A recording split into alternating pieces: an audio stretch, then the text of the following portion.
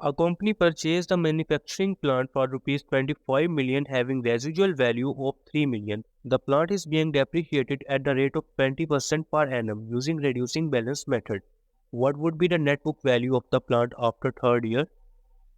इस क्वेश्चन में वो हमें कह रहा है कि एक एसेट डेप्रिशिएट हो रहा है रिड्यूसिंग बैलेंस मेथड से, और हमने at the end of third year depreciation जितनी भी हुई है वो सारी निकाल के नेट बुक वैल्यू बतानी है जो भी उस एसेट की रहेगी।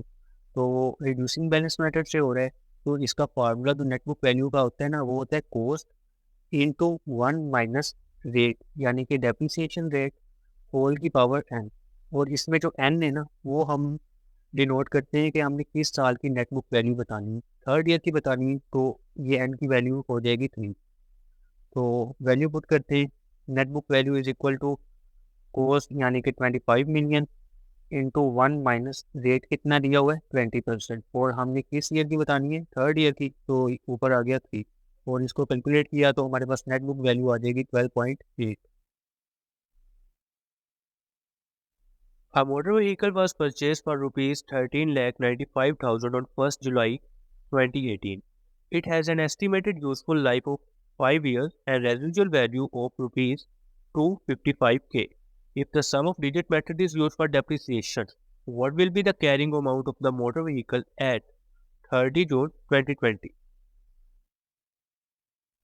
तो इस क्वेश्चन में वो हमें कह रहा है कि हमने एक एसेट की नेट बुक वैल्यू बतानी है 30 जून 2020 को, जो कि हमने परचेज़ किया था 1 जुलाई 2018 को। 2018 को परचेज़ किया, 2019 में उसका 1 साल हो जाएगा और 2020 में उसके 2 साल हो जाएंगे। हमने 2 साल बाद उसकी नेट बुक वैल्यू बतानी है, यानी कि 2 साल वो डेप्रिशिएट हो रहा है, वो सम ऑफ डिजिट्स मेथड से डेप्रिशिएट हो रहा है। वो डेप्रिसिएशन निकाल के हमने वो सारी दोनों अब कैलकुलेट करनी है और उसको अकोमुलेट करके हमने कॉस्ट से निकाल देना है। जो कॉस्ट से निकल जाएगी 2 साल की डेप्रिसिएशन, तो वो नेट बुक वैल्यू आ जाएगी। तो सम ऑफ डिजिट्स मेथड में डेप्रिसिएशन फाइंड करने का फार्मूला होता है cost minus residual value over sum of digits year multiply by remaining useful life. तो सबसे पहले तो हम देख लेते हैं सम ऑफ ईयर डिजिट्स क्या है। वो है 5 ईयर्स यूजफुल लाइफ बताई गई है, तो उसको कर देते हैं 5 + 4 + 3 + 2 + 1 इज इक्वल टू 15 हो गया। तो ये हमारे पास आ गया 15, और यूजफुल लाइफ हमें बताई गई है कि 5 ईयर्स है। तो फर्स्ट ईयर जब डेप्रिशिएट होगा तो वो जो उसकी रिमेनिंग यूजफुल लाइफ वही होगी ना जो यूजफुल लाइफ है, तो वो 5 ही आ जाएगा। तो हमारे पास आ गया 13,95,000 माइनस 25,05,000 ओवर 15 मल्टीप्लाई बाय 5। तो इसको जब हम कैलकुलेट करेंगे तो हमारे पास आंसर आ जाएगा 3,80,000। ये डेप्रिसिएशन हो गई फर्स्ट ईयर की। अब सेकेंड ईयर के लिए वही कॉस्ट माइनस रेजिडुअल वैल्यू वो सारा वही लगने है, बस यहाँ रिमेनिंग यूजफुल लाइफ चेंज हो जाएगी सेकेंड ईयर के लिए। तो 13,95,000 माइनस 25,05,000 ओवर 15 मल्टीप्लाई बाय, अब रिमेनिंग यूजफुल लाइफ कितनी है, टोटल यूजफुल लाइफ थी 5 ईयर्स। 1 साल की डेप्रिसिएशन हमने फाइंड कर ली, रिमेनिंग कितनी है 4 ईयर की होनी है, तो वो हम 4 लिख देंगे। तो इसको कैलकुलेट किया तो हमारे पास आंसर आ जाएगा 3,04,000। तो फर्स्ट ईयर में डेप्रिसिएशन हुई 3,80,000 और सेकेंड ईयर में हुई 3,04,000।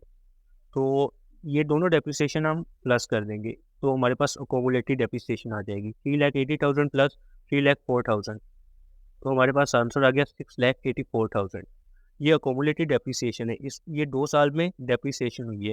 तो इस डेप्रिसिएशन को हम उस एसेट की कॉस्ट से निकाल देंगे तो हमारे पास नेट बुक वैल्यू आ जाएगी आफ्टर 2 ईयर, यानी कि 30 जून 2020 को।